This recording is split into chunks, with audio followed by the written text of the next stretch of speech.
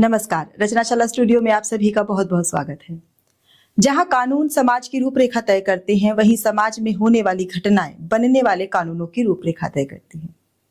तलाक, बच्चों के साथ दुर्व्यवहार, यौन उत्पीड़न जैसी बहुत सारी घटनाएं होती तो अलग अलग है, पर होती एक ही कहानी का अंश है, सोशल कंडीशनिंग। आज हमारे साथ बात करने के लिए जुड़ी है एक ऐसी महिला जो कानून की किताबों से निकलकर हकीकत की अदालत में उम्मीद की आवाज बन रही है। बेझिझक, बेबाक और मानवीय संवेदनाओं से भरपूर एडवोकेट सोनाली शाह पिछले कई वर्षों से महिलाओं, बच्चों और पीड़ितों को न्याय दिलाने के लिए काम कर रही है। तो आइए करते हैं एक न्याय और संवेदना से भरपूर बेहद ईमानदार बातचीत, जिसमें कोई मुखौटा नहीं है, सिर्फ सच है। सोनाली जी, आपका रचनाशाला स्टूडियो में बहुत बहुत स्वागत है। नमस्ते रचना जी, बहुत बहुत धन्यवाद कि आपने मुझे यहाँ पे बुलाया आज। आप लॉयर हैं, डिवोर्स कराती हैं। बिल्कुल। डिवोर्स बड़ा भारी शब्द है। हमारी सोसाइटी में अगर सुन लिया कि डिवोर्स हो रहा है तो एक अलग ही लोगों के चेहरे पर त्योरियां चढ़ जाती हैं। तो क्या सच में इतना है ये मुश्किल शब्द? मैं कहूँगी ये उसी तरीके से जैसे जब हमें कोई किसी तरीके की चोट लग जाती है तो हम हॉस्पिटल जाते हैं, एंड अगर लेट्स से कई बार ऐसा भी होता है कि डिजीज इतनी भयंकर है और कैंसर है तो हम कीमोथेरेपी भी लेते हैं। अब कीमोथेरेपी है काफी भारी शब्द, बट आपके आगे के जीवन के लिए वो जरूरी है। तो कई बार डिवोर्स भी हमारे आगे के जीवन के लिए बहुत जरूरी है। सोचा जाए तो वर्ड नेगेटिव दिखता है, बट अगर सही तरीके से देखा जाए तो जो लोग सफर कर रहे हैं, अपनी शादीशुदा जिंदगी में खुश नहीं हैं, एक समन्वय नहीं बना पा रहे हैं और उस रिश्ते की मर्यादा को नहीं रख पा रहे हैं, तो रोज की उस मर्यादा को तोड़ने से अच्छा है कि हम लाइफ में आगे बढ़ें और कुछ बेहतर करें। जो लोग आपके पास आते होंगे, लेडीज भी आती होंगी, जेंट्स तो नहीं आते होंगे? दोनों। तो आपको क्या लगता है कि वो सच में उनको जरूरत होती है डिवोर्स की, या कभी कभी ईगो का क्लैश आ गया है, जी मेरी इच्छा नहीं पूरी हो रही है, हाँ, इसीलिए मुझे ईगो है और मुझे डिवोर्स चाहिए, या एक्चुअली जेन्युइन केस भी आते हैं कि हाँ इसलिए होना ही चाहिए डिवोर्स? दोनों चीजें होती हैं। हम आज के दिन जिस समाज में बैठे हैं, हमने बचपन से, हम लोग भी जब ग्रो कर रहे थे, हमने एक शब्द बहुत ज्यादा सुना, इक्वालिटी और फेमिनिज्म। अब फेमिनिज्म की जो परिभाषा हमें परोसी गई है वो काफी डिस्टॉर्टेड और ट्विस्टेड परिभाषा है, और इक्वालिटी की भी परिभाषा को काफी बदल दिया गया है। अगर हम देखें तो दोनों ही तरीके के लोग हैं। एक वो लोग हैं जो जिनके मैरिज में एक्चुअली किसी न किसी फॉर्म का वायलेंस, किसी तरीके का abuse, extra marital affairs, demand for dowry, पैसे की डिमांड, ये चीजें एग्जिस्ट करती हैं।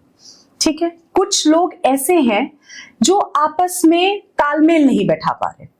अब जो तालमेल नहीं बैठा पा रहे उनको हम कहते हैं कि हर ताले की एक सही चाबी होती है, पर कई बार चाबी गलत है।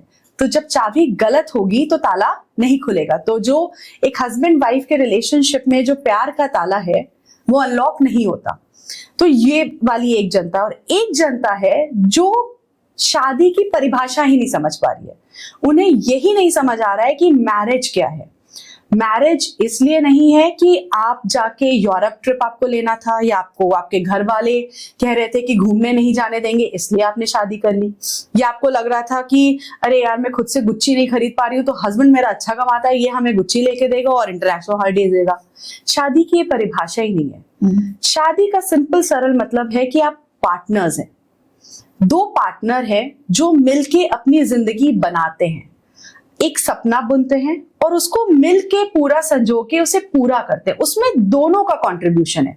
जब कंट्रीब्यूशन है तो हम उसको लिमिट नहीं करते इस डेफिनेशन पे कि men are contributing financially and women are contributing at home. Contribution is contribution.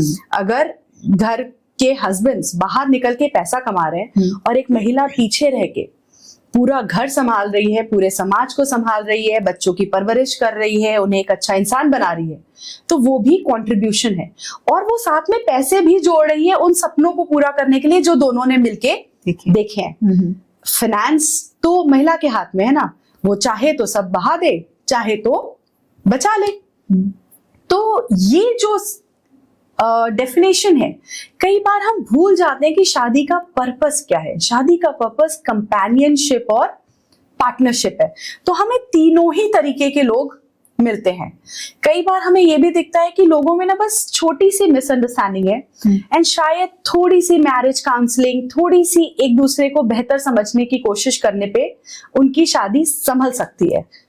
आप जैसे बोल रहे हैं मैरिज काउंसलिंग, तो क्या मैरिज काउंसलर जो है वो काफी हेल्प करते हैं डिवोर्स रोकने में? 100%। एंड मैं खुद, मेरे पास marriage counsellors, reiki healers, energy healers, psychologist, इनके नंबर्स स्पीड डायल पे होते हैं। क्योंकि शादी तोड़ना बहुत आसान है, लेकिन आज भी हमारे समाज में जो शादी का महत्व है वो बहुत पावन है। It's not a contract. जैसे हम कुछ रिलीजन्स में देखते हैं कि शादी एक कॉन्ट्रैक्ट है, पर हिंदू मैरिज में शादी कॉन्ट्रैक्ट नहीं है।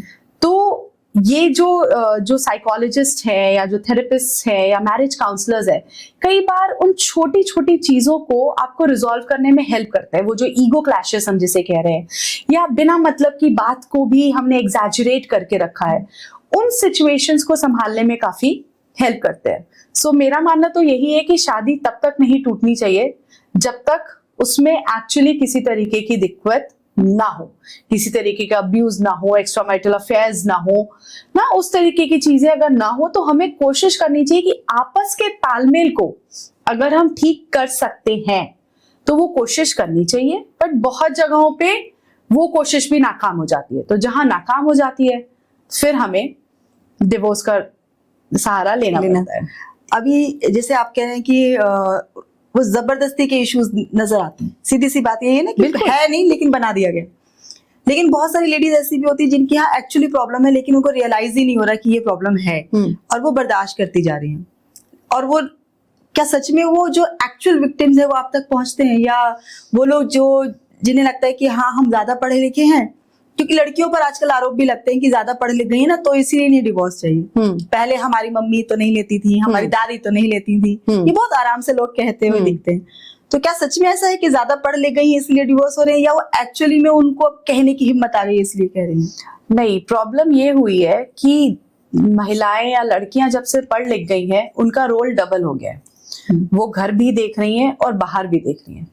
जब वो बाहर निकल रही हैं तो और कई चीजों के बारे में जानकारी प्राप्त कर रही हैं। और हमारा समाज एक बोलती हुई महिला को देखने का आदी नहीं है।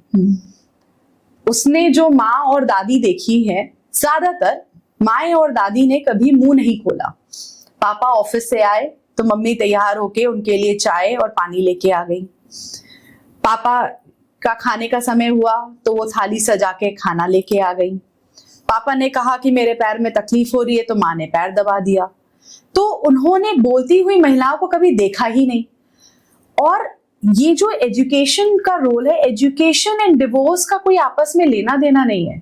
ऐसी बहुत सारी महिलाएं हैं जो हाईली एजुकेटेड हैं but they are subjected to domestic violence and abuse. अब ऐसा क्यों हो रहा है लेडीज जो बिल्कुल है, बिल्कुल है। तो जो ये कहा जाता है कि भाई बेटियों को पढ़ा लो, वो अपनी रक्षा खुद ही कर लेंगी, आजकल चलता है, तो वो भी काम नहीं करता। देखा जाए तो वैसे केसेस भी हुए हैं, जैसे मेडिकल कॉलेज में, लॉ कॉलेज में रेप्स के केसेस हुए हैं। तो बिल्कुल, इसका मतलब इससे कोई संबंध नहीं है इसका। पढ़ा लो, उनको सशक्त तो कर रहा है, बट हम जो बचपन से उन्हें सोशल कंडीशनिंग दे रहे हैं कि जनरली घरों में बेटियों को बोला जाता है कि तेरी डोली यहाँ से उठी है, अब अर्थी ही ससुराल से उठेगी। हाँ। इस तरीके की जो बातें हैं वो इतनी मतलब शिद्दत से कूट कूट के बचपन से दिमाग में भर दी जाती है कि वो कहीं ना कहीं आपकी लाइफ का हिस्सा बन जाती है। और दूसरी बात ये भी है कि हमें जो बेंचमार्क बताया गया ना कि ये तो होता ही है, हस्बैंड है तो उसका बाहर एक आधा लोगों के साथ कुछ ना कुछ हो ही सकता है। या कई महिलाएं तो ऐसी भी आई हैं मेरे पास जो परेशान हैं, ट्रॉमेटाइज्ड हैं, जी नहीं पा रही हैं, हस्बैंड गाली गलौज करता है, चीखता है, चिल्लाता है, थाली उठा के फेंक देता है। अलग क्यों नहीं है, मैडम मेरा हस्बैंड मारता पीटता नहीं है, ठीक है कभी पी लेता है तो उसको गुस्सा आ जाता है, हाथ नहीं उठाता है, मेरा पति हाथ नहीं उठाता है। तो सोचिए कि उस महिला का थॉट प्रोसेस क्या है कि उसका बेंचमार्क ये है कि अगर मेरा पति हाथ नहीं उठा रहा है, मुझे साल में ना 1-2 बार घुमाने भी ले जाता है और ना मेरे जन्मदिन पे मुझे एक साड़ी भी लाके दी थी, तो मेरा पति बढ़िया है। ये बेंचमार्क है। ये बेंचमार्क कहाँ से सेट हो रहा है? तो हमें ये पता ही नहीं है कि हम किस लायक हैं, या हमें भी लाइफ में खुश होने का, अपनी पसंद का खाना खाने का, या अपनी पसंद की सब्जी बनाने का हक है। मैं ये नहीं कह रही कि हर घर में ऐसा हो रहा है या हर हस्बैंड ऐसा है। मैं कहूं तो मेरे घर में खाना 90% मेरी पसंद का बनता है। मेरे हस्बैंड ज्यादा अंडरस्टैंडिंग और एडजस्टिंग है। मेरे भगवान की दया से शादी भी ऐसे घर में हुई जो मेरे इन-लॉज बड़े ही प्रोग्रेसिव, पढ़ाई को सपोर्ट करने वाले। जब मैंने अपनी वकालत शादी के बाद पूरी करी तो उसके बाद भी मेरे फादर इन लॉ ने मुझे बहुत मोटिवेट किया, नहीं तुम जज का एग्जाम दो, तुम अच्छा करोगी, अच्छा तुम यूपीएससी दो, या टाइम टू टाइम अच्छा तुम कुछ और कोर्स कर लो। तो हर कोई ऐसे परिवारों में नहीं जा रहा है। या मैं कहूं कि मैं रात को कभी लेट आती हूँ तो क्या मैं खाना बना रही हूँ? मैं खाना नहीं बना रही हूँ। मेरे हस्बैंड पीछे से अगर हैं तो वो देख लेते हैं कि खाना क्या हम लोग खाएंगे। तो ये पार्टनरशिप है। वो अगर देर तक काम कर रहे हैं तो मैं इंश्योर करती हूँ कि हम लोग खाना क्या खाएंगे। मैं कभी देर तक काम कर रही हूँ तो वो इंश्योर करते हैं कि हम लोग खाना क्या खाएंगे। ये हुई पार्टनरशिप। ये हुई पार्टनरशिप कि ये चीज करनी है, ये सिचुएशन है, हैंडल करनी है। तुम भी काम कर रही हो, मैं भी काम कर रही हूँ। कौन किस तरीके से बेहतर समय निकाल के मैनेज कर सकता है। तुम्हारा निकलना मुश्किल है तो मैं निकलता हूं, मेरा निकलना मुश्किल है तो तुम निकलो। लेकिन उसमें गिनती नहीं है कि कौन कितने बार निकला। मिलके सिचुएशन संभालनी है। जब जिसके लिए पॉसिबल था उसने संभाल दी, जिसके लिए नहीं आ पाना पॉसिबल था वो एग्जिट ले गया। तो ये होती है पार्टनरशिप और सपोर्ट सिस्टम। और यही हमें समझने की जरूरत है कि, और ये पार्टनरशिप एंड सपोर्ट सिस्टम में फैमिली का भी बहुत रोल है। डिवोर्स में भी देखा जाता है कि कई जगहों पर तो डिवोर्स से फैमिली के कारण ही हो रहे होते हैं। ये भी नरेशन बहुत आता है कि लड़की को अपनी माँ से बात ही नहीं करनी चाहिए, कहीं ना कहीं माँ ही कारण होती है डिवोर्स कराने के लिए।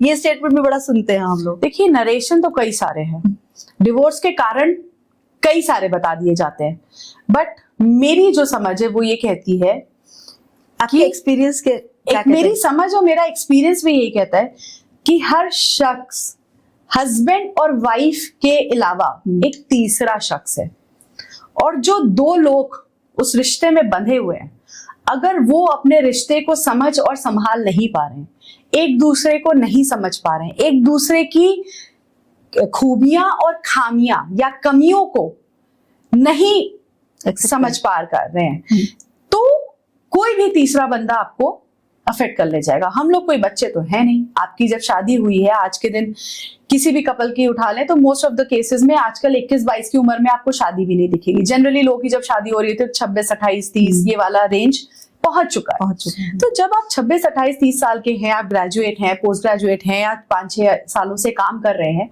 तो आपने भी दुनिया देखी और समझी है। तो अगर आप अपने पार्टनर को नहीं समझ रहे हैं और दूसरे की कहे की बातों पे इन्फ्लुएंस हो रहे हैं, तो गलती तो आपकी है। आप उसको किसी और पे डाल दीजिए, वो बात अलग है। ऐसे तो ये भी होता है कि जहां पे बहुत सारे हस्बैंड्स एंड वाइफ्स अलग रह रहे हैं, माँ बाप साथ नहीं रहते, माँ बाप का कोई लेना देना नहीं है, माँ बाप खुद कहते हैं भैया तुम लोग रहो, हम नहीं आएंगे, तो भी क्यों उनका डिवोर्स हो जा रहा है? डिवोर्स तो उनका भी हो रहा है। डिवोर्स वहां भी हो रहा है जहां लव मैरिज है, डिवोर्स वहां भी हो रहा है जहां अरेंज मैरिज है। तो अगर प्यार था, एक दूसरे के लिए समझ थी, तो क्या बदल गया? तो कोई डेफिनेशन नहीं है कि डिवोर्स किसका हो रहा है और क्यों हो रहा है। डिवोर्स हर उस जगह होगा जहां हम एक दूसरे को नहीं समझेंगे और एक दूसरे का साथ नहीं निभाएंगे। ये हमारी रिस्पॉन्सिबिलिटी है कि हम एक दूसरे की खामियों को ढकें और खूबियों को उजागर करें। हर किसी में खामी है। जो ऐसे भी बहुत सारी लेडीज हैं जिनको एक्चुअली जो हरासमेंट का शिकार है, तो लेकिन वो आवाज ही नहीं उठा पाती, या तो उन्हें उतनी हिम्मत नहीं है या उन्हें तरीका नहीं पता। फियर भी है एंड तरीका भी नहीं पता है, दोनों बातें हैं। अच्छा, एक चीज और, अगर किसी को डिवोर्स लेना है तो सीधा चला जाए और डिवोर्स फाइल कर दे, या कोई एक प्रोसीजर उसे पूरा फॉलो करना चाहिए, या तैयारी के साथ जाना चाहिए? क्या करना चाहिए? देखो, इंडिया में तो शादी की भी बहुत तैयारी करनी पड़ती है और डिवोर्स में तो उससे भी ज्यादा तैयारी करनी पड़ती है। अगर हम डिवोर्स की बात करें तो कई बार मैंने ये ऑब्जर्व किया है कि जो महिलाएं डोमेस्टिक अब्यूज का शिकार हैं वो अपने लिए कभी सबूत ही नहीं इकट्ठा कर पाती है। उनमें वो अवेयरनेस और विजिलेंस ही नहीं है कि वो सबूत इकट्ठा करे। एंड यही चीज मेल काउंटर पार्ट के लिए भी है। जो मर्द डोमेस्टिक अब्यूज का शिकार है, आज के दिन मैं कहूंगी कि हाँ कुछ मेन हैं जो डोमेस्टिक अब्यूज का शिकार होते हैं। नंबर्स आज भी महिलाओं का बहुत ज्यादा है, आदमियों का कम है, लेकिन हाँ जो लॉ विमेन सेंट्रिक लॉज हैं या जो लेजिस्लेशन है जो विमेन को फेवर करने के लिए बनाए गए थे उनका मिसयूज हो रहा है। तो जहां पे मेन डोमेस्टिक अब्यूज का शिकार है उनके पास भी एविडेंस नहीं है, जहां पे महिलाएं डोमेस्टिक अब्यूज का शिकार है ज्यादातर उनके पास एविडेंस नहीं है अनटिल अनलेस वो थोड़ी अवेयर है या किसी की गाइडेंस में आ जाए। तो अगर आपको लग रहा है कि आप किसी तरीके की इस चीजों का शिकार हो रही हैं या आपके हस्बैंड का कोई एक्स्ट्रा मैरिटल अफेयर है या कुछ चीजें हैं, तो हल्ला मचाने से पहले ना जरा कागज पत्तर इकट्ठा कर ले, जरा व्हाट्सएप चैट्स की फोटोज खींच ले, थोड़ा हस्बैंड को फॉलो कर ले, उसकी रिकॉर्डिंग्स कर ले। अगर आपको लग रहा है आप उनको किसी महिला के साथ देख रहे हैं, उनकी चैट देख रहे हैं, तो उन चैट्स की तुरंत फोटो खींच ले। क्योंकि कोर्ट में जाके बैरली कह देना एक्स्ट्रा मैरिटल अफेयर उससे होता नहीं, क्योंकि हर कोई यही कह देता है, तो उसको प्रूव भी करना पड़ता है। तो अगर इस तरीके की चीजें हैं तो अपनी उन कम्युनिकेशंस को, डेटा को जरूर सिक्योर करें। अगर कई बार क्या होता है कि घर में महिलाएं अब्यूजिव हो जाती हैं, ऐसा नहीं कि महिलाएं गाली नहीं देती हैं, अब्यूजिव नहीं होती हैं, सामान उठा के नहीं फेंकती। आज के दिन मेरे ऐसे कई क्लाइंट होंगे या कई ऐसे लोग मेरे क्लाइंट के ऐसे भी मेन हैं जो फिजिकल वायलेंस का भी शिकार है। अब महिलाएं तो थोड़ी सी अवेयर हो गई हैं, जहां पे अगर वो थोड़ी भी पढ़ी लिखी है और बाहर निकलती है तो वो फोटो खींच लेती है, लेकिन मेन फोटो ही नहीं खींच रहे, मेन के पास कोई प्रूफ ही नहीं होता है। वो जब हमारे ऑफिस में आते हैं तो उनके हाथों पे या गालों पे या इधर उधर निशान से हमें पता चलता है कि कुछ हुआ है क्या, और हमें सवाल पूछना पड़ता है कि आपके हाथ पे ना कुछ अलग सा निशान दिख रहा है, ये क्या है? तो वो बताते नहीं है, वो बहुत झिझकते हैं, नहीं मैम कुछ नहीं। मैंने कहा नहीं कुछ तो है, ये निशान मैं आइडेंटिफाई कर सकती हूँ, क्योंकि हम लोग लॉयर्स हैं, हम इतनी चार्जशीट पढ़ते हैं, इतना मेडिकल रिपोर्ट्स पढ़ते हैं कि हम वो आइडेंटिफाई कर पाते हैं कि इस तरीके का निशान किस चीज से आ सकता है। तो वो तब भी वो लोग काफी झिझकते हैं बताने में। इसका कहीं ना कहीं कारण ये भी होता है ना कि कैसा लगेगा कि मैं मतलब हुआ है मेरे साथ में। Again social conditioning. तो हमारे समाज में क्या है कि मर्द रो नहीं सकता, मर्द को दर्द नहीं होता, तो मर्द थोड़ी पिटता है, वो पीटता है पर पिटता नहीं है। हाँ, पीटना इज नॉर्मल। हाँ, पीटना इज नॉर्मल। आदमी मार रहा है तो नॉर्मल है, आदमी पिट गया तो बड़ा मुश्किल। तो भाई छत से कूद जा, मतलब क्या ही किया है तूने। तो ये जो सोशल कंडीशनिंग है ना, ये भी बड़ा इंपॉर्टेंट रोल प्ले करती है कि कौन हमारे तक पहुंच पा रहा है, कौन हमारे तक नहीं पहुंच पा रहा है। एंड कई बार जो ये केसेस फाइल किए जा रहे हैं, कई बार सिर्फ ईगो क्लैश होती है कि ना इस बंदे ने मेरे हिसाब से नहीं किया, या इसके साथ ना मैं खुश नहीं थी तो मैं इसको खुश नहीं रहने दूंगी, ये भी है। और एक और एंगल जो दिख रहा है आजकल वो ये है कि महिलाएं क्योंकि इतने स्ट्रेस में जी रही है, मतलब घर से करके निकलती हैं, बाहर का करती हैं, वहां का झेलती हैं, फिर बच्चे संभालती हैं, फिर खाना बनाती हैं, they are wearing multiple hats. उनकी प्लेट बिल्कुल फुल है, फुल क्या ओवरफ्लो हो रही है। उनको वो ब्रीदर नहीं दिया जा रहा है कि ठीक है if you are doing this हम कुछ चीजें संभाल लेते हैं। हर किसी के साथ ऐसा नहीं हो रहा है, बहुत लोगों के पास डोमेस्टिक हेल्प और सपोर्ट का एक्सेस है, बट बहुतों के पास नहीं है। एज अ रिजल्ट क्या होता है कि वो ओवर स्ट्रेस की वजह से मेंटली साइकोलॉजिकली काफी डिस्टर्ब हो जाती है, एंड उनका जो ट्रिगर थ्रेशोल्ड है ना वो बहुत नीचे आ जाता है। छोटी छोटी बातों पे उन्हें गुस्सा आने लगता है, और वो गुस्सा ओवर अ पीरियड इतना बढ़ जाता है कि उन्हें यही नहीं समझ आता है कि वो रिएक्ट कैसे कर रही हैं। अभी रिसेंटली में एक वीडियो वायरल हुआ, इंस्टाग्राम पे मैं देख रही थी, जहां पे एक लड़की, एक हस्बैंड ने कुछ बोला और वो बहुत जोर से चीखने लगी, चिल्लाने लगी, अपने बाल खींचने लगी। तो देखो उसको मजा नहीं आ रहा है, वो यहां तक पहुंची कैसे, ये स्टेज कैसे आई। तो हमें ये भी सोचने की जरूरत है कि अगर एक महिला इस स्टेज पे पहुंच गई है तो ये स्टेज आई क्यों, ऐसा क्या हुआ उसके साथ कि वो यहां तक पहुंच गई, और उसको हम संभाल कैसे सकते हैं। तो कई बार डिवोर्स लेने से ज्यादा अपनी धर्मपत्नी को संभालना, उसको वो सपोर्ट देना ज्यादा जरूरी हो जाता है, क्योंकि कहीं ना कहीं ओवर अ पीरियड हमने हमारी मैरिड लाइफ में बहुत गलतियां की हैं, बहुत जगहों पे अपने काउंटर पार्ट को, अपने इमोशंस को एक्सप्रेस करने से रोका है। एंड यही जो स्टोर्ड अनएक्सप्रेस्ड इमोशन होते हैं वो साइकोलॉजिकली आपको काफी इफेक्ट करते हैं। एक नया एंगल और आया है एलिमनी कि डिवोर्स लो एलिमनी पाओ।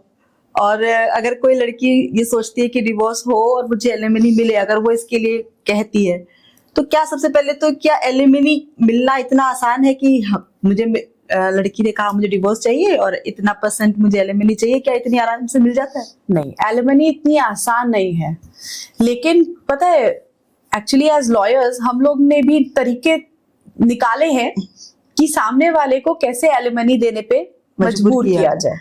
इसीलिए कहीं ना कहीं हमने देखा है कि आजकल जो ये रेप लेजिस्लेशंस है या जो लेजिस्लेशन पॉक्सो से रिलेटेड है उसमें इजाफा हुआ है। हाँ, कई बार तो अपनी बेटियां ही अपने फादर पे पॉक्सो के एलिगेशंस लगाती हैं, और ये बात कोई छुपी हुई नहीं है। और ये कैसे होता है, कुछ जगहों पे बेटियों के साथ गलत होता है और कुछ जगहों पे बेटियों को मोटिवेट भी किया जाता है। कई बार घर के दूसरे मेल मेंबर्स पे झूठी रेप की एलिगेशंस लगाई जाती हैं। तो ये सारे टेक्टिक्स होते हैं एलिमनी निकालने के लिए। क्या एलिमनी कोर्ट से हमें तुरंत मिल जाती है कि हम कोर्ट गए और हम कहे कि हम प्रताड़ित हैं और हमारे हस्बैंड ने हमारे साथ ये किया, कोर्ट कहेगी ये लो 5 करोड़ रुपए, जी लो अपनी जिंदगी? ऐसा नहीं होता। There is a process, there is a guideline, income affidavit submit होता है, बहुत सारे फैक्टर्स इसमें इन्वॉल्व हैं जिनको इवैल्यूएट करके एलिमनी दी जाती है। इनफैक्ट आप देखेंगी तो कोर्ट में ऐसे केसेस सालों साल चल रहे हैं। मेरे पास ही कितने ऐसे केसेस हैं जो 3-3, 4-4 साल से चल रहे हैं, अभी तक महिला को 1 रुपया मेंटेनेंस नहीं मिला है। क्योंकि अगर मैं लड़के के साइड से हूं तो मैं 1000 एप्लीकेशंस लगाऊंगी, कोशिशें करूंगी, डॉक्यूमेंट्स निकलवाऊंगी, ये वो बहुत चीजें हैं। तो इतना आसान भी नहीं है। क्या एलिमनी की लालच में कुछ लोग शादी कर रहे हैं? क्या इस प्रोविजन का मिसयूज होता है? हाँ, होता है। कुछ शातिर लोग हैं जो एलिमनी के लिए शादी करते हैं, उसके लिए वो डे 1 से कंडक्ट वैसा करते हैं। बहुत सारी चीजें वो करेंगे, गलत तरीके के रिश्ते बनाएंगे, वीडियोस बना लेंगे। आजकल तो इनफैक्ट ये भी होता है कि जो लोग आजकल स्वाइप लेफ्ट स्वाइप राइट, ये टिंडर एंड बम्बल के थ्रू डेट्स पे जाते हैं, कई बार उन डेट्स पे वो जो blind dates and one night stands होते हैं उन पे उनके वीडियो बना लिए जाते हैं और फिर उनको उन्हीं वीडियो को दिखा के धमका के पैसा लिया जाता है। और ये बहुत कॉमन है। और जिसके साथ ऐसा होता है ना, वो जाके बोल भी नहीं पाता है। वो कहता है कि भाई तुम पैसा ले लो, क्योंकि तुम अगर थाने चली गई और तुमने रेप कह दिया तो मैं अंदर हूं। हर किसी के पास इतना जिगरा नहीं होता है कि वो बोले कि मैं लड़ूंगा और सही बात को सामने लाऊंगा। ऐसे रैकेट सामने आए हैं। तो देखिए, संभलने की जरूरत तो दोनों तरफ है, बैलेंस क्रिएट करने की जरूरत दोनों तरफ है। एक नया आया था पॉश, ये वर्किंग प्लेसेस पर, स्कूल्स में भी हम कहते हैं कि एक पॉश कमेटी होनी चाहिए। तो जहाँ ये कहते हैं कि लड़कियों को इंडिपेंडेंट बना दिया गया या आत्मनिर्भर बना दिया गया है, तो अगर सच में आत्मनिर्भर बन गई है लड़कियां, तो फिर इन एक्ट्स की क्यों जरूरत पड़ती है? लड़कियां आत्मनिर्भर बनी हैं पैसे से शायद, क्योंकि वो बाहर निकल के कमाने लगी हैं। बट उनका भी परसेंटेज कितना है? कितनी % लड़कियां स्कूल कंप्लीट कर पाती हैं? कितनी % लड़कियां ग्रेजुएशन और पोस्ट ग्रेजुएशन कर पाती हैं? और उनमें से कितनी % लड़कियां कमासुत हैं, शुरू से लेकर अंत तक अपने पैरों पे खड़ी हैं? अगर आप देखेंगे तो नंबर्स बहुत कम हैं। अब आती है बात sexual harassment of women at work place. अब ये लेजिस्लेशन आया 2013 में, ठीक है। अब ये लेजिस्लेशन जब आया तो ऑब्वियसली कोई भी लॉ जब आता है तो वो हमारे समाज का आईना होता है। जब निर्भया रेप केस हुआ तो हमारे आईपीसी में अमेंडमेंट्स किए गए, ठीक है। वो अमेंडमेंट भी क्या था? हमारे समाज का आईना था। हाँ। तो ये लेजिस्लेशन भी हमारे समाज का आईना है। जब 498A वगैरह आया था, जिस टाइम पे एक समय वो था कि एक महिला थाने में जाके कंप्लेन कर दे तो हस्बैंड, सास, ससुर, ननद, जेठ, भाभी सब एक साथ थाने में, जेल में, अंदर लॉकअप में होते थे। एक समय वो भी था। ये समय वो था जब लड़कियां भयंकर रूप से जलाई जा रही थी डाउरी के लिए। फिर वो समय आया जब कोर्ट्स ने गाइडलाइंस दी कि अब कोई भी आपके पास इस तरीके की कंप्लेन आएगी तो आप इमीडिएट अरेस्ट नहीं करेंगे, प्रिलिमिनरी इन्वेस्टिगेशन करेंगे, काउंसलिंग कराएंगे। उसके प्रिलिमिनरी इन्वेस्टिगेशन और काउंसलिंग के बाद जब प्राइमा फेसाई दिखेगा कि हाँ कुछ हुआ है तो ही आप अरेस्ट करेंगे। तो वो भी समाज का आईना दिखाता है कि उन लेजिस्लेशंस को अब्यूज किया गया, उनका गलत इस्तेमाल किया गया। अब ये जो पॉश एक्ट आया, ये भी महिलाओं की सेफ्टी के लिए आया, क्योंकि महिला तो बाहर जाने लगी, बट आदमियों को इस बात की आदत नहीं थी ना। मतलब उन्हें तो महिला को घर में देखने की आदत थी। मैन डोमिनेशन जो था वो यहाँ भी चल रहा वहां था। हाँ। तो विमेन की प्रोटेक्शन के लिए आया। विमेन बाहर तो आ गई, बट उनकी सोशल कंडीशनिंग नहीं बदली थी। वो अपने लिए खड़ी नहीं हो पा रही थी। बट क्या उस लेजिस्लेशन का भी सही इस्तेमाल हो पा रहा है? मैं कहूंगी बहुत कम केसेस ऐसे होते हैं जहां पे महिला जिसका सेक्सुअल हैरेसमेंट हुआ है वो खड़ी होके बोल पाती है। मोस्ट केसेस में सोशल स्टिग्मा इतना ज्यादा होता है, वर्क प्लेस पे स्टिग्मा और डिस्क्रिमिनेशन इतना ज्यादा होता है कि इंसान बोलता ही नहीं है। जबकि थ्रू आउट एज ट्रेनर्स, मैं भी पॉश की ट्रेनिंग देती हूँ, हम लोग थ्रू आउट वर्क प्लेसेस पे एचआरस को, सीनियर मैनेजमेंट टीम को यही गाइड कर रहे होते हैं कि चाहे कंप्लेनेंट हो, चाहे अक्यूज्ड हो, रेस्पोंडेंट हो, दोनों में से किसी पे स्टिग्मा नहीं रखना है जब तक कि इन्वेस्टिगेशन क्लोज नहीं होती। जब तक कि इन्वेस्टिगेशन आपकी कंप्लीट नहीं हो रही है, दोनों ही सच बोल रहे हैं। हम कैसे मान लें कि एक सच्चा और एक झूठा? दोनों ही सच बोल रहे हैं। तो एक समय वो भी आया जहां पे ये होने लगा कि जैसे ही सेक्सुअल हैरेसमेंट की कंप्लेन हुई, जिस लड़के के अगेंस्ट होती थी उसका करियर खत्म, इमीडिएट रेजिग्नेशन, नमस्कार आप यहां से जाएं, हम नहीं कर पाएंगे। तो हमने कॉर्पोरेट्स को ट्रेन करना शुरू किया कि making an employee resign is not the solution.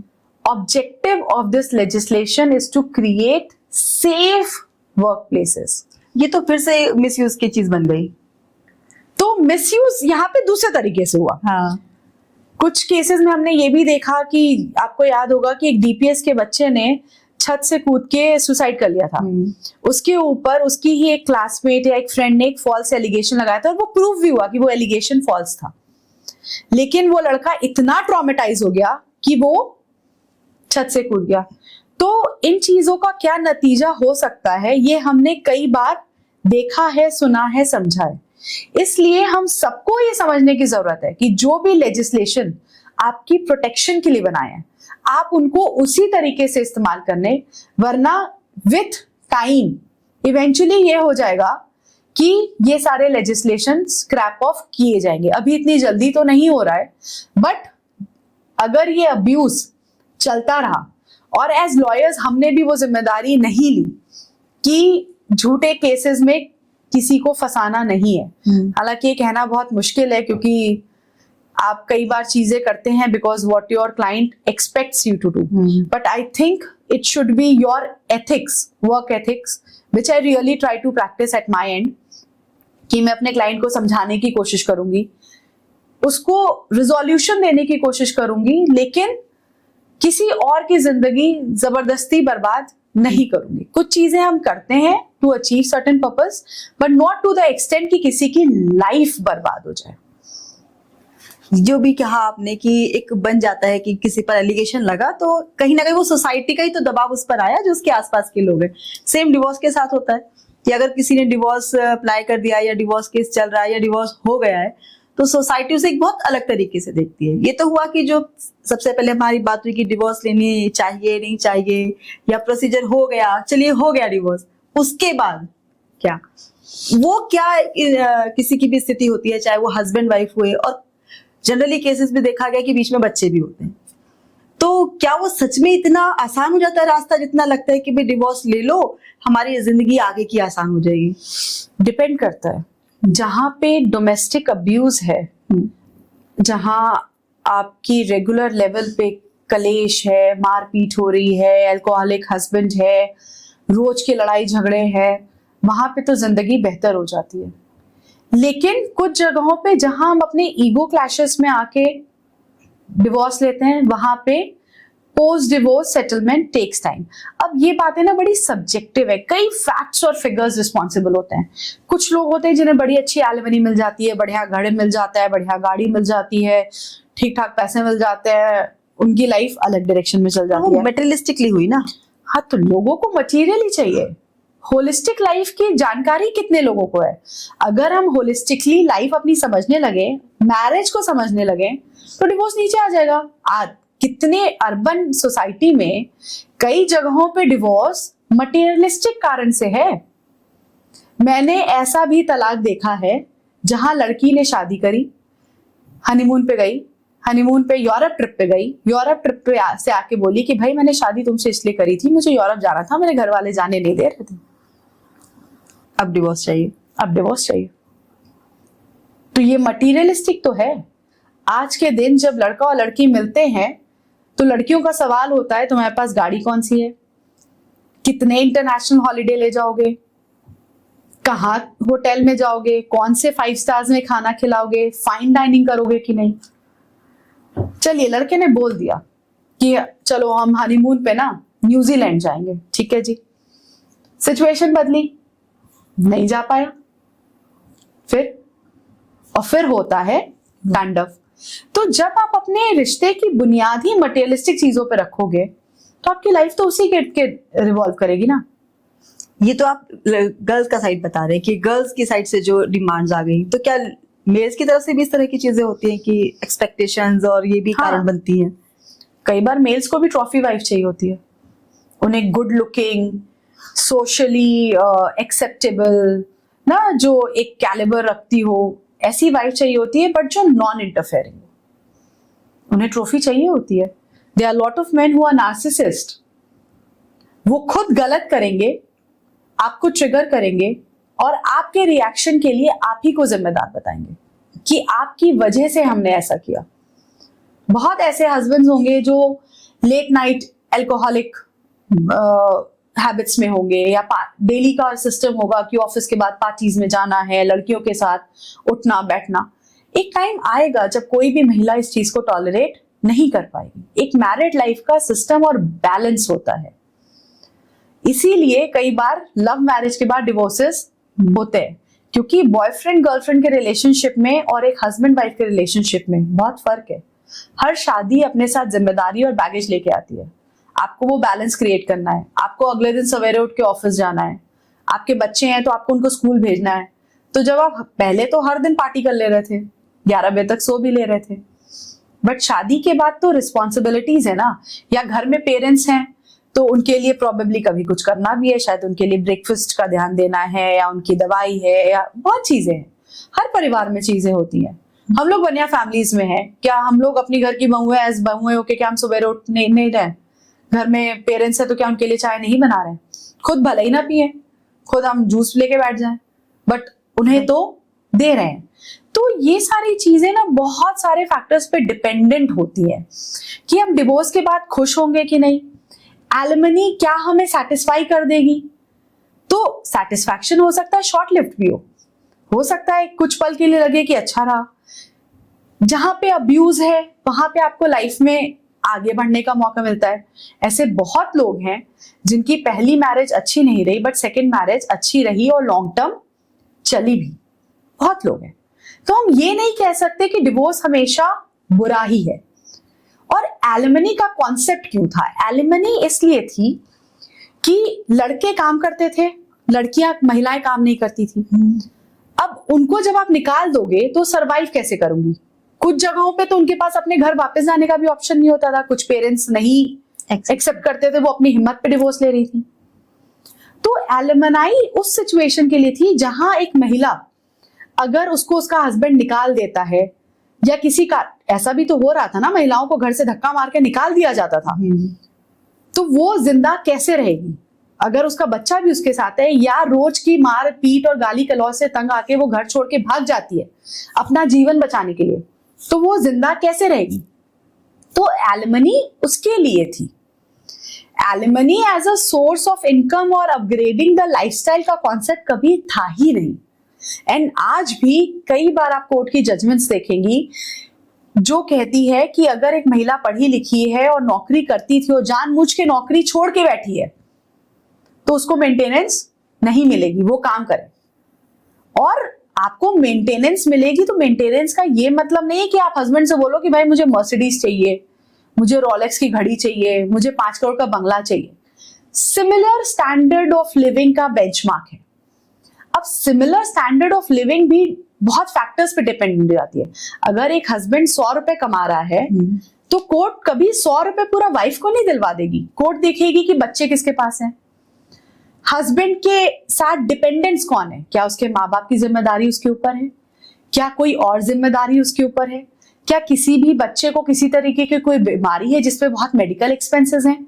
अगर एक बच्चे को बीमारी है तो उसके मेडिकल एक्सपेंस पूरे होने ज्यादा जरूरी है ना, बजाय एक बंगला खरीदने के। बिल्कुल, हाँ। तो कई सारे फैक्टर्स को दिमाग में रख के वो मेंटेनेंस दी जाती है। सो मेंटेनेंस क्या होता है? एक मंथली अमाउंट होता है जो खाने गुजारा भत्ता जिसे कहते हैं। और एलिमनी क्या होती है कि एक लमसम अमाउंट होता है कि भाई हम आप अलग हो रहे हैं, एक लमसम अमाउंट आपको दे दिया, अब यहां से आपके और मेरे रास्ते अलग अलग, आप अपनी जिंदगी चाहे जैसे चलाइए। अब इसमें एक नजरिया और होता है कि कुछ महिलाएं अलग हो जाती हैं बट दोबारा कभी शादी नहीं करती। अब लेट्स से उनको आज के दिन 5 रुपए मिल रहा है तो 5 रुपए मिलता आ रहा है, 5 साल बाद महंगाई बढ़ गई, हस्बैंड की कमाई अगर 15 रुपए थी तो 15 से शायद 20 हो गई या 25 हो गई, तो 5 साल बाद 5 रुपए में खर्चा नहीं चलेगा, शायद 6 या 7 या 8 रुपए की जरूरत पड़ेगी। तो वो महिलाएं वापस से दोबारा कोर्ट जाती हैं कि मेरे हस्बैंड की कमाई ना इतनी बढ़ गई है, मैंने दोबारा शादी नहीं की है और मेरे मेंटेनेंस को बढ़ाया जाए, इतना तो इन्फ्लेशन भी है, बच्चों की फीस इतनी है, जो पैसे मुझे दिए जा रहे हैं इसमें मेरा खर्चा नहीं चल रहा है। तो जहां पे जेन्युइनली आपका खर्चा नहीं चल रहा है कोर्ट उसको कंसिडर करती है। बट आपने सेकेंड मैरिज कर ली है तो मेंटेनेंस फिर बंद हो जाती, क्योंकि मेंटेनेंस का पर्पस ही ये है कि एक महिला किसी भी सिचुएशन में जहां उसके पास उसको घर से निकाल दिया गया है उसको खाने खर्चे की दिक्कत ना हो। आप चाहें कि आप लग्जरीज ऑफ लाइफ मेंटेनेंस से जीना चाहती हैं तो लग्जरीज ऑफ लाइफ के लिए मेंटेनेंस नहीं है। अगर आपको इतनी लग्जरीज का शौक है, आप कहें कि मेरा खर्चा महीने का 10 लाख रुपए है, तो कोर्ट कहेगी कि आप अकेली महिला होके 10 लाख रुपए महीने का अगर खर्चा करती हैं तो कुछ थोड़ा कमाने पे भी ध्यान देना चाहिए। मतलब आपको 10 लाख रुपए हस्बैंड को देना है तो मतलब हस्बैंड को कम से कम 12-15 तो कम से कम कमाएगा। मतलब आपको 10 दे रहा है तो खुद भी तो कुछ खा रहा होगा, कर रहा होगा, उसकी भी तो गाड़ी होगी। आपका 10 लाख का खर्चा है तो भाई खुद से भी थोड़ी मेहनत करें। आपकी इतनी एजुकेशनल क्वालिफिकेशन है, आप ये पढ़ी हुई हैं, आप यहां तक जॉब की हुई हैं, आप इतना कमाती थी पहले, अब क्यों नहीं कर रही हैं? तो कुछ केसेस में कोर्ट महिलाओं के अगेंस्ट भी बोलती है जहां उन्हें दिखता है कि इन प्रोविजंस को पैसे कमाने का जरिया बनाया जा रहा है या घर पे बैठ के लग्जरियस लाइफ जीने का जरिया बनाया जा रहा है। तो दोनों एस्पेक्ट्स है। आप एक तरफ देखेंगे कि सशक्त महिला लड़ रही है कोर्ट में अपना काम धाम छोड़ के और पैसे डिमांड कर रही है, क्यों? हस्बैंड को हैरेस करना है। और एक तरफ आप देखेंगे कि महिला जैसे तैसे घर वालों से और रिश्तेदारों से पैसा मांग के सर्वाइव कर रही है और चप्पल घस रही है कोर्ट में कि भाई मुझे कुछ पैसा दिलवा दो। दोनों ही चीजें आपको देखने मिलेगी कोर्ट में। कि कोर्ट में ये कैसे डिसाइड होता है कि बच्चा किसके पास जाएगा? जनरली तो हम ये देखते हैं कि माँ के पास ही बच्चे जाएंगे। जनरली बच्चों की जो कस्टडी राइट्स हैं वो माँ को ही दी जाती है, क्योंकि ये कहा जाता है कि एक बच्चे की परवरिश के लिए माँ बहुत जरूरी है, स्पेशली जब बच्चा छोटा हो। मतलब हम न्यूबॉर्न, कुछ महीने, साल, 2 साल, 3 साल, 5 साल, ये वाली बच्चे। कुछ केसेस में बच्चों की कस्टडी फादर्स को भी दी गई है। कुछ जगहें ऐसी हैं जहां माँ खुद ही कह देती है कि मैं बच्चे की कस्टडी नहीं रखूंगी, फादर कहता है कि आप मुझे दे दे। कुछ जगहों पे ऐसा होता है कि माँ ना पूरे टाइम की, अरे मुझे बच्चे के लिए इतना चाहिए, उतना चाहिए, मैं ये नहीं कर पा रही, वो नहीं कर पाती, तो फादर वॉलंटियर करता है कि आपको इतनी तकलीफ है बच्चा रखने में तो मैं रखने को तैयार हूं, आप दे दे, हम उसका खर्चा उठा लेंगे, आप अपना मेंटेनेंस अपने हिसाब से ले लें। कुछ केसेस में मदर्स जो हैं बच्चे की प्रॉपर केयर नहीं कर रही होती हैं, तो जहां मदर बच्चे की प्रॉपर केयर नहीं कर रही है वहां पे भी कस्टडी जाती है।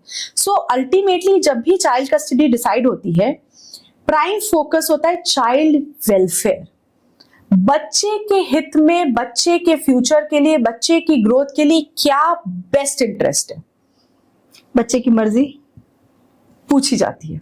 अच्छा। अगर बच्चा उस लायक है, अगर मैं कहूं 13, 14, 15 साल का बच्चा हो गया है, एक सर्टेन है, तो वहां पूछी जाती है। कुछ केसेस ऐसे भी होते हैं जहां पे लेट्स से हस्बैंड वाइफ का डिवोर्स हो गया, बच्चे की कस्टडी माँ के पास है, अचानक से पिता का पितृ प्रेम जागता है और कहता है कस्टडी हमें चाहिए। तो उन केसेस में हम कोर्ट से कहते हैं कि एक बार आप बच्चे की भी मर्जी पूछें, क्योंकि कुछ जगहों पे ऐसा भी होता है कि जहां पे husband wife because of domestic abuse अलग हुए रहते हैं और बच्चे ने वो चीजें देखी होती है, बच्चे ने अब्यूसिव फादर देखा होता है, बच्चे ने देखा होता है कि उसका फादर उसकी मदर पे हाथ उठाता था, या कुछ इनएप्रोप्रिएट बिहेवियर्स फादर के भी होते हैं जहां पे बच्चे के साथ बचपन में किसी तरीके का अब्यूज हुआ होता है जो कि कारण बनता है मदर एंड फादर के डिवोर्स का। बहुत जगहों पे मदर्स वो स्टेप नहीं ले पाती हैं, बट कुछ जगहों पे माएं वो स्टेप लेती हैं। एंड ऐसा नहीं है कि बच्चों के साथ सेक्सुअल अब्यूज नहीं होता है, and most of the time predators are within the family, not necessarily with the father, but sometimes father also। मतलब ये कोई भी बातें काल्पनिक नहीं है, ये सब सत्य है। रेगुलर बेसिस पे हम लोग जब SI वगैरह से इंटरेक्ट करते हैं, रोज का होता है कि आज ये अंडर 18 लड़की ने बच्चे को जन्म दिया, आज ये रेप विक्टिम थी उसने बच्चे को जन्म दिया, बहुत चीजें होती है। तो विद इन द फैमिली होते हैं, बहुत with in the family, outside the family, बहुत चीजें। तो जब आप समाज का आईना देखोगे ना, तो आपको आज भी बहुत गंदा दिखेगा। जो हम बात करते हैं कि हमारा समाज बहुत बदल रहा है, अब चीजें बहुत हम बढ़ गए हैं, मॉडर्न हो गए हैं, जिसे मॉडर्न शब्द में लपेट कर देते हैं, तो सच में हम मॉडर्न हो गए। जैसे अभी एक बहुत कई केसेस बड़े हाईलाइट हुए जिसमें एक लड़की ने अपने हस्बैंड को हनीमून पर मार दिया या ड्रम में डाल दिया, इतना शोर हुआ। तो ये भी एक मॉडर्न समाज हो गया, या ये सिर्फ नंबर है, कुछ एक्चुअल पिक्चर कुछ और है? शोर हुआ, गलत हुआ, मारा, ये बात सच है, गलत हुआ है। ऐसा भी हो रहा है जहां घर की महिलाएं घर के बुजुर्गों को मार रही हैं, ये भी हो रहा है। लेकिन आज भी हम देखें जो नंबर ऑफ महिलाएं हैं जो डोमेस्टिक अब्यूज का शिकार हैं वर्सेस जो नंबर ऑफ मेन है, उसमें बहुत बड़ा गैप है। शोर तो इनमें ज्यादा हुआ ना? शोर ज्यादा हुआ क्योंकि इन्हें पिटने की आदत नहीं है। हम महिलाएं पिटती आ रही हैं तो वो नॉर्मलाइज हो गया। हाँ, ये तो होता है। ये अभी नया नया पिटना शुरू हुए तो इन्हें लगा ओहो ये मेरे साथ क्या हो रहा है, क्रांति हुई, अब तो हम मर रहे हैं, अभी तक तो हम मार रहे थे, अब कोई आ रहा है जो हमें मार दे रहा है, ऐसा कैसे? तो ये जो हल्ला हो रहा है, ये हल्ला ज्यादा हो रहा है। एक्चुअल नंबर्स किसी को पता नहीं है, हल्ला हो रहा है। मैं ये नहीं कह रही कि एक महिला अगर अपने हस्बैंड को मार देती है तो सही है, तो या कि घर के परिवार के बुजुर्गों पे हाथ उठाती है या उनसे गाली गलौज करती है या डिसरिस्पेक्ट करती है, तो वो सही करती है, वो गलत है। लेकिन महिलाओं के साथ ये बहुत पीढ़ियों से साल दर साल होता आ रहा था। अब कुछ महिलाएं मर्दों के साथ भी ये चीजें कर रही हैं, लेकिन आज भी जो नंबर ऑफ विमेन है वो वे हायर है। इसमें एक पॉइंट और मैं जोड़ना चाहती हूँ, जैसे कि महिला ने किया, लेकिन किसी भी महिला ने अकेले नहीं किया पुरुष के साथ ही। चाहे वो हनीमून वाला केस रहा, उसके साथ भी लड़के ही थे। जो ड्रम वाला केस था उसमें भी बॉयफ्रेंड ही था तो उसमें भी आदमी ही ना साथ में। लेकिन पॉइंट किसको किया गया? सिर्फ एक महिला को, पत्नी को। हाँ, तो पत्नी को तो पॉइंट किया जाएगा ना, पत्नी तो हमारे यहाँ अर्धांगिनी है, तो पत्नी को तो हमेशा पॉइंट किया जाता है। और सरप्राइजिंग बात यह है कि इस तरीके की चीजें जो एक्स्ट्रा मैरिटल अफेयर्स या शादी के बाहर, इन बातों को अभी भी हमारा समाज बहुत ओपनली एक्सेप्ट नहीं, खुल के बात नहीं करता है। अच्छा, समाज में एग्जिस्ट कर रही है, हो रहा है, बट वो खुल के एक्सेप्ट नहीं कर रहा है। अगर आप इस बात को, शायद आपकी जानकारी में होगा, कई बड़े शहरों में वाइफ स्वैपिंग बड़ा ही कॉमन कॉन्सेप्ट है। हमारे ही देश में, हमारे ही समाज में ये चीजें हो रही हैं। शायद मैं पॉडकास्ट में बोल रही हूँ, इस पे शायद बवाल भी मच सकता है, रियली डोंट नो कि इसको इंक्लूडेड रखना चाहिए कि नहीं, बट हम एक्सेप्ट नहीं करते हैं, हम ये मानते नहीं है कि हम गलत कर रहे हैं। हमारे ही समाज में तो एक बेटी का रेप फादर कर रहा है, या उसका ताऊ कर रहा है, उसका चाचा कर रहा है, लेकिन क्या हम ये मानने को तैयार हैं? केस ही दबा देते हैं वहां। हमारे ही घर की बच्चियों को न जाने, आप कितनी एक्ट्रेसेस उठा लो जो अपने बचपन के एनकाउंटर्स कहती है कि they were sexually abused as a child, और वो कहीं ना कहीं उनका रिवेंज है या रिबेल है कि वो बाहर आ गई कितनी है। ऐसी बच्चियां हैं या बच्चे हैं, मैं सिर्फ बच्चियों का नाम नहीं लूंगी, आज के दिन लड़कों का भी नाम लूंगी, हु आर सेक्सुअली अब्यूज्ड। तो ये भी तो हमारे समाज में हो रहा है, बट समाज के अच्छे होने की परिभाषा में फॉल नहीं करता है। हम क्या उस बारे में बात कर रहे हैं आज के दिन? अब मैं कहूंगी कि कुछ डेवलप्ड या बड़े स्कूलों में गुड टच और बैड टच जैसी परिभाषा बच्चों को सिखाई जाने लगी है, उनको वो अवेयरनेस दी जाने लगी है, उनको पॉक्सो के बारे में बताया जाने लगा है, उनके पेरेंट्स को भी अवेयरनेस दी जाने लगी है कि ऐसा कुछ आपके बच्चे के साथ हो रहा है या बिहेवियरल चेंज है तो आप चुप ना रहे, आवाज उठाएं। लेकिन ये अब हो रहा है, बट क्या लोग आवाज उठा रहे हैं? ना उठाने का कारण हमारा समाज ही है ना, क्योंकि वो जज करने लगता है सीधा। फियर फियर ऑफ सोसाइटी कि हमने आवाज आज उठा दी, अब पूरी दुनिया को पता चल गया कि हमारी बेटी को किसी ने छुआ था। अब ये बेटी बड़ी होगी तो इससे शादी कौन करेगा? सबसे पहला क्वेश्चन मार्क, शादी कौन करेगा? इसको अपने घर ब्याह के कौन ले जाएगा? एक माँ बाप का तो सबसे बड़ा डर तो यही है ना कि इससे शादी कौन करेगा। रेप विक्टिम्स हमारे समाज में कितने सारे हैं। Most of the rape cases दबा दिए जाते हैं। बहुत केसेस में रेप में जहां पे एक लड़की कंसीव कर लेती है, उसके प्रेगनेंसी को या तो टर्मिनेट कर दिया जाता है, और जहां पे टर्मिनेट नहीं हो पाती, कई बार बहुत लेट पता चलती है, वहां पे डिलीवर करके छोड़ दिया जाता है बच्चे, कि किसी तरीके से ये बातें समाज में ना उठें और इसकी हम शादी करा सकें। क्योंकि कई बच्चियां तो 14, 15, 16, 17 साल की उम्र में भी मां बन जाती हैं। क्यों ऐसा हो रहा है? हम क्यों नहीं लड़ रहे हैं? हम विक्टिम किसे कह रहे हैं? या हम समाज में सवाल किस पे उठाते हैं? उस महिला पे जिसके साथ रेप हुआ है। मतलब विक्टिम ही क्वेश्चन मार्क हो जाता है, वही क्वेश्चन मार्क है। बातें क्या होती है? इतनी सवेरे जाने को किसने कहा था? किसने कहा था? जरूर कुछ गलत कपड़े पहने होंगे, निर्भया के जरूर कुछ इंस्टिगेट किया होगा। ठीक बात है। तुमने कुछ ऐसा किया होगा कि सामने वाले को ऐसा कुछ इशारा मिला होगा। अभी एक बच्ची के साथ एक लॉ स्टूडेंट की थी जिसका रेप उसके सीनियर्स ने किया, कोलकाता। क्या इंस्टिगेट किया उसने? मुझे तो नहीं समझ आया कि क्या इंस्टिगेशन हुआ। बच्चियों पे एसिड अटैक्स होते हैं, फेंके जाते हैं। क्यों? क्योंकि वो किसी को ना बोल देती है। इसमें कौन सा इंस्टिगेशन है?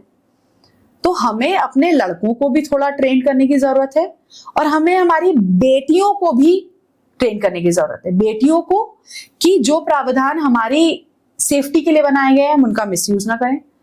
बेटों को कि कॉन्सेंट का मतलब क्या होता है, एक महिला की वैल्यू क्या है, एग्जिस्टेंस क्या है, उसकी रिस्पेक्ट कैसे की जाती है, उसकी इंडिविजुअलिटी क्या है, चॉइसेस क्या है।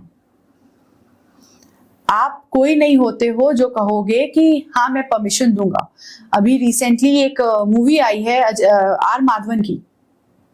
सो आर माधवन उसमें एक टीचर का रोल प्ले करता है जो अराउंड लेट 30s या आई थिंक 40s में है, जिसकी शादी नहीं हो पा रही है। तो एक लड़की से बातचीत चलती है, कहता है कि मैं काफी ओपन माइंडेड हूं, मैं आपको परमिशन दूंगा काम करने की।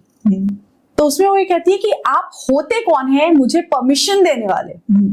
हम पार्टनर्स है ना, एंटाइटलमेंट थोड़ी है, आपने खरीद थोड़ी लिया है मुझे। तो ये जो थॉट प्रोसेस है ना, जो बिल्ट है, वो बदलने की जरूरत है। बदल रहा है, बट अभी भी ऐसे बहुत सारे पढ़े लिखे एजुकेटेड मेन हैं who thinks that they are entitled। वो पत्नी उनकी जागीर है, उनकी प्रॉपर्टी है, उनकी परमिशन लेकर करेगी। बिल्कुल उनके हिसाब से करेगी, वो जैसा कहेंगे वैसा करेगी। वो ये नहीं समझ पा रहे कि वो हमारी काउंटर पार्ट है और पार्टनर है। हम मिल के डिसाइड करेंगे, हम मिल के चलेंगे। रेस्टोरेंट में ऑर्डर करेंगे तो दोनों की पसंद का करेंगे, या कभी उसकी का कर देंगे, कभी अपने का कर लेंगे। कभी मैं उसकी पसंद से खा लूंगा, कभी वो मेरी पसंद से खा लेगी। अगर हम ये समझने लगे कि कभी उसकी पसंद पे घूमने चले जाएंगे या कहीं अपनी पसंद से चले जाएंगे, कभी उसके लिए कुछ कर देंगे और कभी अपने लिए कुछ कर लेंगे, तो वो समन्वय बैठ जाएगा। अभी हम बात कर रहे थे कि बहुत सारे बच्चे हैं जो चाइल्ड अब्यूज का शिकार हो जाते हैं, तो ऐसे बच्चों के लिए आप कुछ ऐसा बताएंगे कि अगर वो इस स्टेज से गुजर रहे हैं तो उन्हें क्या करना चाहिए और किस तरह से अपनी आवाज उन्हें दूसरों तक पहुंचानी चाहिए? देखिए, कई बार बच्चे ना समझ ही नहीं पाते हैं कि उनके साथ क्या हुआ है। हर बच्चे को गुड टच और बैड टच की अवेयरनेस नहीं होती है। हाँ, अर्बन मेट्रोपॉलिटन सिटीज में अब पेरेंट्स काफी अवेयर हैं और वो अपने बच्चों को सिखाते हैं और गाइड करते हैं। बट अगेन, मेट्रोपॉलिटन सिटीज में जो बच्चे हैं उनकी जनसंख्या और ओवरऑल हमारे कंट्री के बच्चों की जनसंख्या में बहुत फर्क है। सबसे पहली चीज एज पेरेंट्स हमें देखना चाहिए बच्चों में बिहेवियरल चेंज। किसी भी बच्चे के साथ जब कुछ गलत होगा जो उसको अनकंफर्टेबल कराएगा, उसके साथ कुछ बिहेवियरल चेंज होंगे और वो कुछ कम्युनिकेट करने की अपने माँ बाप से कोशिश करेगा। माँ बाप कई बार उस कम्युनिकेशन को ओवरलुक कर देते हैं। उन्हें लगता है अरे बच्चा है, पागल है, छोटा है, उसको क्या पता। अगर आपका बच्चा किसी भी तरीके की बिहेवियरल चेंज आप देख रहे हैं, वो शांत हो जा रहा है, या कुछ बच्चे होते हैं जो बोलते कम है बट आर्ट से एक्सप्रेस करते हैं, ऐसे बहुत बच्चे होते हैं, तो उनकी आर्ट में आप चेंजेस देख रहे हैं, उनके ओवरऑल कंडक्ट में चेंजेस देख रहे हैं, आप देख रहे हैं कि वो कुछ कह रहा है, किसी के बारे में कह रहा है, बट आपको लगता है ऐसा नहीं हो सकता। हो सकता है कि आपको लगता है ऐसा नहीं हो सकता, लेकिन बी विजिलेंट, वॉच करें, ऑब्जर्व करें, देखें एंड अपने बच्चे को अपने हाथ में रखें। पहले सेफ्टी रखें। मतलब आज के दिन मैं कहूंगी, बीइंग अ वुमेन लॉयर, मैं इतनी ही कॉन्शियस हूं इस चीज के लिए कि अगर किसी का बच्चा किसी की दूसरे मेल की गोदी में है, तो मेरी नजर उस बच्चे पे टिकी रहेगी कि वो उस आदमी ने उस बच्ची को पकड़ा कैसे है, उसके हाथ कहाँ हैं, उसकी आंखें कैसे जा रही है, वो इंटरैक्ट कैसे कर रहा है उस बच्ची से, क्या बात कर रहा है, क्या रिपीटेडली उसको पुचकारने की या गाल पे किस करने की या ऐसी कुछ करने की कोशिश कर रहा है क्या। तो ये सारी बड़ी छोटी छोटी चीजें हैं जो आपको ऑब्जर्व करनी चाहिए कि कोई थर्ड पार्टी मेंबर जब आपके बच्चे के साथ इंटरैक्ट कर रहा है तो कैसे कर रहा है। भाई, छोटे बच्चे हर किसी को प्यारे लगते हैं, मैं ये नहीं कहती कि हर किसी की इंटेंशन गलत है।